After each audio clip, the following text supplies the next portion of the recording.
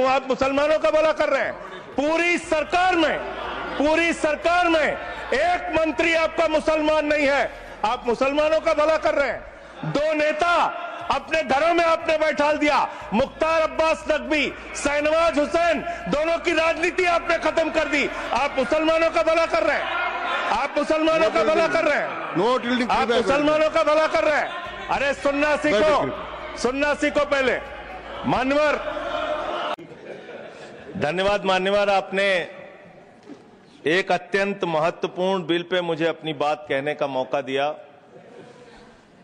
मैं जैसे उदय प्रताप जी की चंद पंक्तियों से अपनी बात शुरू करूंगा। न मेरा है न तेरा है, ये हिंदुस्तान सबका है, नहीं समझी गई ये बात तो नुकसान सबका है। न तेरा है न मेरा है, ये हिंदुस्तान सबका है, नहीं समझी गई ये बात तो नुकसान सबका है।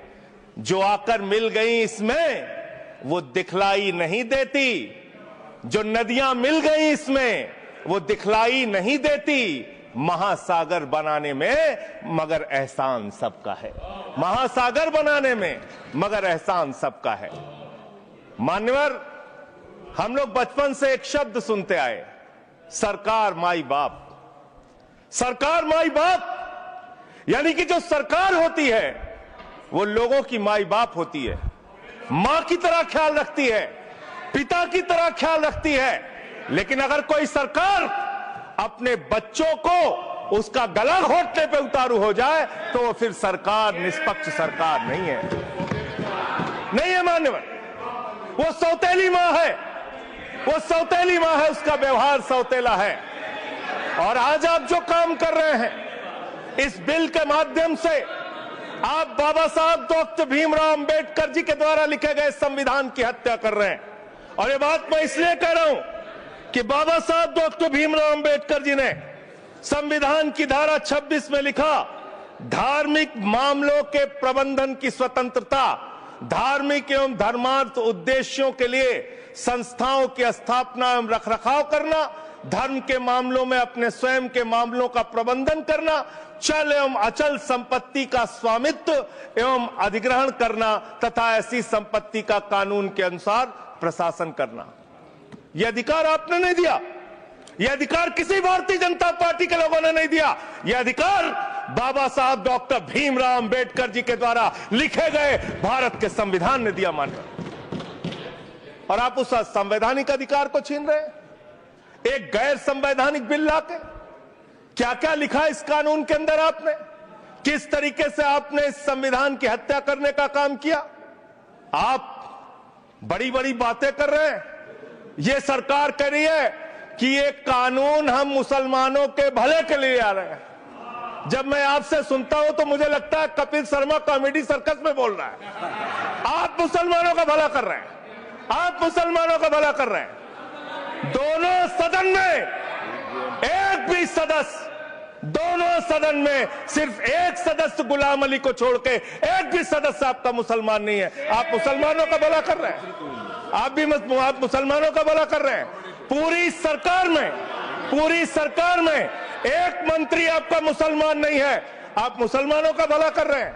दो नेता अपने घरों में आपने बैठा दिया, मुख्तार अब्बास नकवी, शाहनवाज हुसैन, दोनों की राजनीति आपने खत्म कर दी। आप मुसलमानों का भला कर रहे हैं, आप मुसलमानों का भला कर रहे हैं, आप मुसलमानों का भला कर रहे हैं। अरे सुनना सीखो पहले। मान्यवर, मैं इनके इस कानून में क्या क्या लिखा हुआ है, क्या क्या कहा है इन्होंने। बैठ जाए कृपया, गुलाम अली जी बैठ जाए। धार्मिक संपत्तियों को यह बिल कब्जा करने की नापाक कोशिश है। इतनी और धार्मिक संपत्तियों को सदन में इतनी कब्जा करने के लिए सदन में इतनी शांति है कि आराम से आप बोलोगे तो आराम से बोल रहा हूं सर। हाँ। आप बैठे हैं तो आपको देख के वैसे ही आराम आ जाता है। आपको देख के मैं वैसे ही आराम में रहता हूं सर। आप जब है आपका संरक्षण है तो आराम से ही बोल रहा हूं। बोलिए।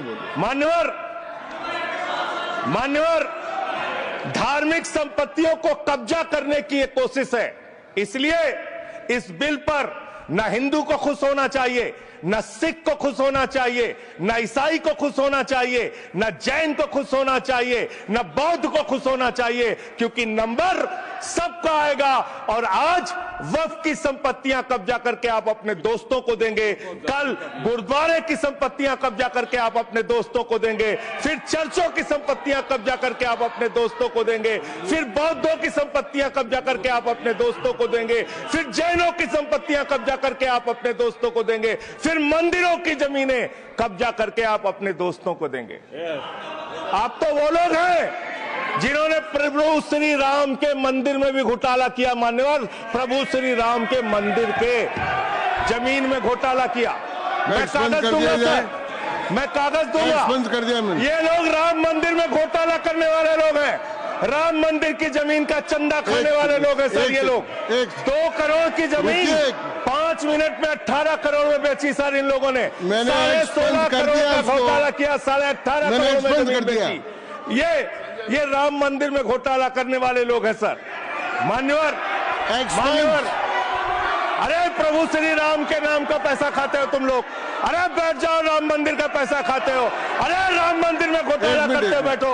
अरे राम मंदिर का चंदा खाते हो। अरे चंदा चोरो बैठो, चंदा चोरो बैठो, चंदा चोरो बैठो, बैठो चंदा चोरो, चंदा चोरो बैठ जाओ। चंदा चोर हो तुम लोग चंदा चोर हो, चंदा चोर हो तुम लोग, चंदा चोरो, चंदा चोरो, चंदा चोरो बैठो। 1 मिनट को प्लीज। चंदा चोरो बैठो। सभापति महोदय, Shri Gajendra Singh ji. Sir, I am not illegal sir, I am not illegal. सदस्य ने चंदा चोरी किया इन्होंने सर, राम का पैसा खाया करने वाले राम का पैसा खाया सर इन्होंने। राम मंदिर का विषय, राम मंदिर में चंदा चोरी किया इन्होंने। चंदा चोर है सर ये लोग। इन्होंने प्रभु श्री राम का चंदा खाया, कृपया बैठ जाए। चंदा चोरी किया सर। मान्यवर, आपने कहा कि इससे आप पिछड़े मुसलमानों का भला करने जा रहे हैं। सुनने में बहुत अच्छा लगता है कि आप पिछड़े मुसलमानों का भला करने जा रहे हैं। आपने इसमें कहा कि आप महिलाओं का भला करने जा रहे हैं। सुनने में बहुत अच्छा लगता है कि आप महिलाओं का भला करने जा रहे हैं, लेकिन ये सरकार और यहां पे इस समय मंत्री जी नहीं है, मैं उनसे पूछना चाहता हूं, आप देश को और सदन को गलत जानकारी क्यों दे रहे हैं? मान्यवर, 2013 के वक्फ बिल में जो भारतीय जनता पार्टी की सहमति और सहयोग से पास हुआ, उसमें भी महिलाओं के लिए आरक्षण था। मना कर दीजिए कि नहीं था, मना करिए कि हम गलत बोल रहे हैं। मान्यवर, मंत्री जी ने कहा 1 करोड़ सुझाव आया। मैं आपसे पूछना चाहता हूं, कितने करोड़ ईमेल आए, कितने करोड़ पत्र आए, कितने करोड़ सुझाव आए?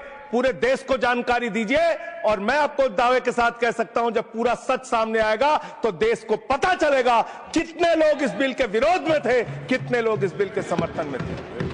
मैं जेपीसी का सदस्य था मानवर, मैं कह रहा हूं आपसे लाइए। और आप पिछड़े मुसलमानों का भला करना चाहते हैं, मैं आपसे हाथ जोड़कर निवेदन करता हूं, विनती करता हूं, और हमारे जो मित्र उधर भी हैं, अगर आप मेरी बात से सहमत है तो समर्थन करना। समाज में छुआछूत को, बीमारी को मिटाने के लिए चलिए उठाते हैं कदम, और अगले सत्र में एक बिल लेके आइए। जितने भी हिंदुओं की कमेटियां हैं, ट्रस्ट है, बोर्ड है, उन सारे ट्रस्ट और कमेटियों में 80% आरक्षण दलित, आदिवासी और पिछड़े हिंदुओं को दीजिए। मैं समर्थन करूंगा आपका, माला पहनाऊंगा आपको।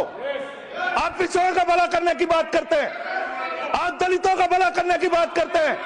आपकी मातृ संस्था आरएसएस 100 साल तक आपने एक भी दलित, पिछड़ा और आदिवासी, एक भी महिला को आज तक आरएसएस का प्रमुख नहीं बनाया।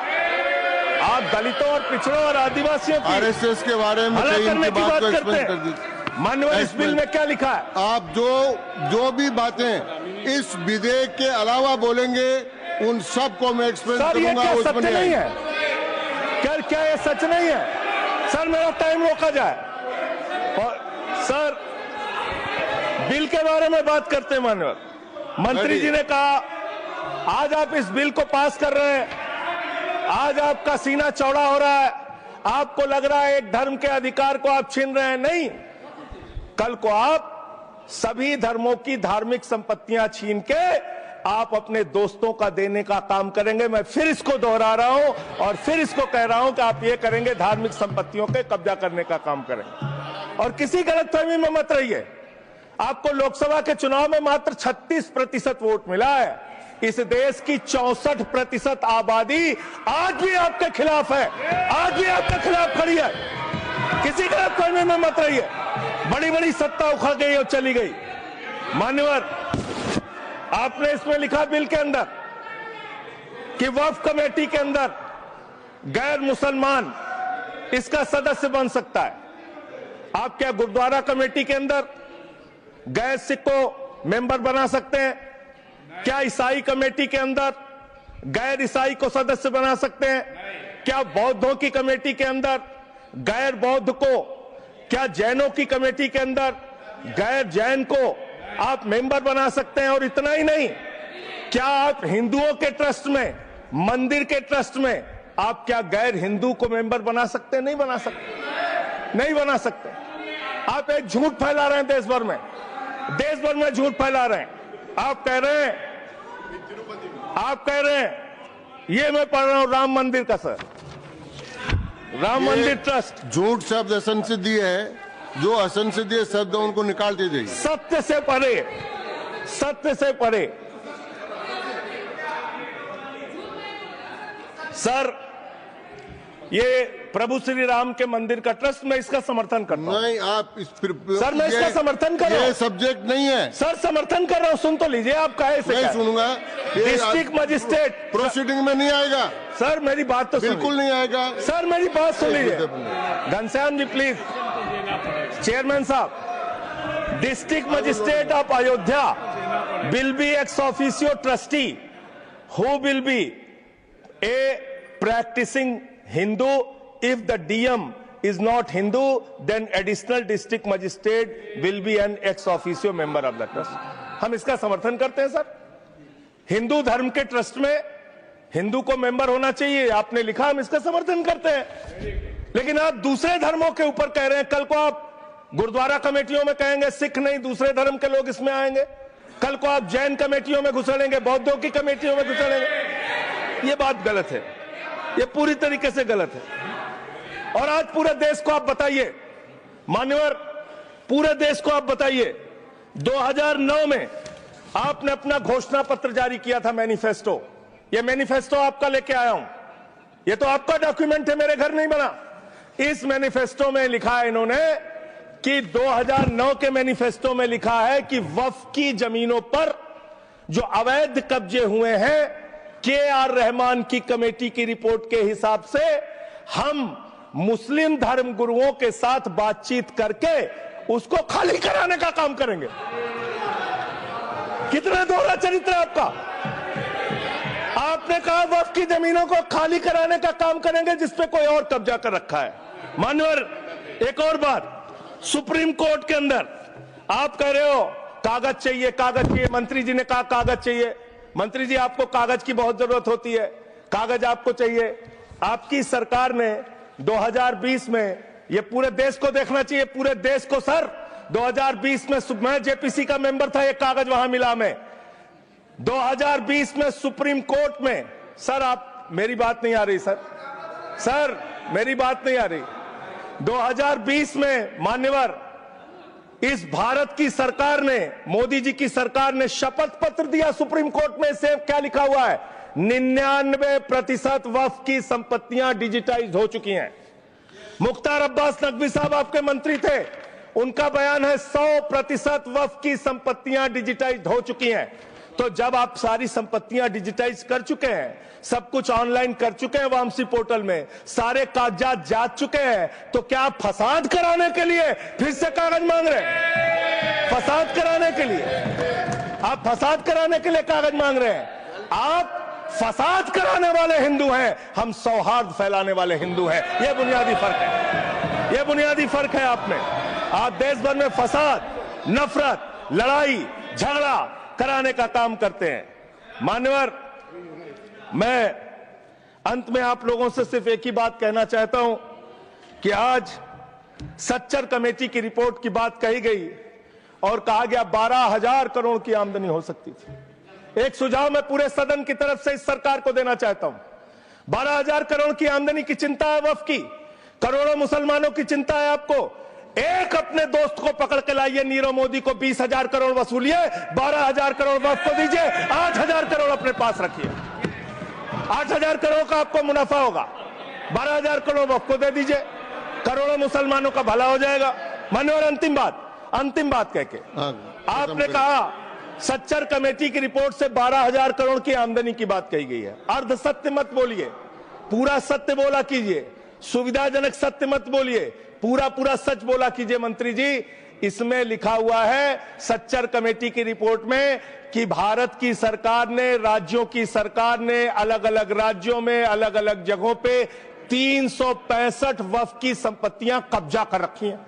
आप उसके बारे में नहीं बताते, आप अर्ध सत्य बोलते हैं। मैं तो जेपीसी का मेंबर रहा हूं, मुझे सब पता है। तो इसलिए मान्यवर, आप फैला रहे हैं झूठ, ट्रिब्यूनल के फैसले, बस खत्म सर, खत्म। असत्य, सत्य से परे मान्यवर, सत्य से परे मान्यवर। ट्रिब्यूनल के लिए आप कह रहे हैं उसको अपील नहीं की जा सकती। हाई कोर्ट का फैसला ट्रिब्यूनल के फैसले के खिलाफ आया है, सुप्रीम कोर्ट का फैसला ट्रिब्यूनल के फैसले के खिलाफ आया है। आपने कहा 5 साल का प्रैक्टिसिंग मुस्लिम होना चाहिए। कैसे प्रैक्टिसिंग मुस्लिम तय करेंगे सर? आप क्या मुसलमानों के घर में सीसीटीवी का कैमरा लगाएंगे? कौन नमाज पढ़ रहा है, कौन नमाज नहीं पढ़ रहा है, कौन मुसलमान है, कौन मुसलमान नहीं है? आपने मान्यवर ऐसे प्रावधान इसमें रखे हैं जो बड़े अजीब हैं, जो अपने आप में ये बताते हैं कि आपकी मंशा सिर्फ देश में झगड़ा कराने की है, नफरत फैलाने की है, फसाद कराने की है। आपकी मंशा कहीं भी मुसलमानों का या किसी वर्ग का भला करने की नहीं है। बस एक अंतिम बात कह के अपनी बात समाप्त करूंगा। ये काम आपने देश के अंदर बहुत अच्छा शुरू कर दिया। आप एक काम करते हैं, देखो मुसलमानों को ठीक कर रहा हूं, दूसरी तरफ महंगाई बढ़ रही है, नुकसान हिंदुओं का। 94 लाख करोड़ रुपए शेयर बाजार में डूब रहा है, नुकसान हिंदुओं का। 11 लाख बच्चे स्कूलों से बाहर निकल गए, नुकसान हिंदुओं का। तो मुसलमानों को ठीक करने के नाम पर आप नुकसान देश के करोड़ों हिंदुओं का भी कर रहे हैं। इसलिए ये सब बातें करके देश में आप नफरत फैला के ये सब झगड़े फसाद के काम मत कीजिए। और अंत में आपसे एक ही बात कहना चाहता हूं, अभी भी वो मौका है इस बिल को जो गैर संवैधानिक है, जो बाबा साहब के संविधान के खिलाफ है, इसको वापस लीजिए। धन्यवाद। श्री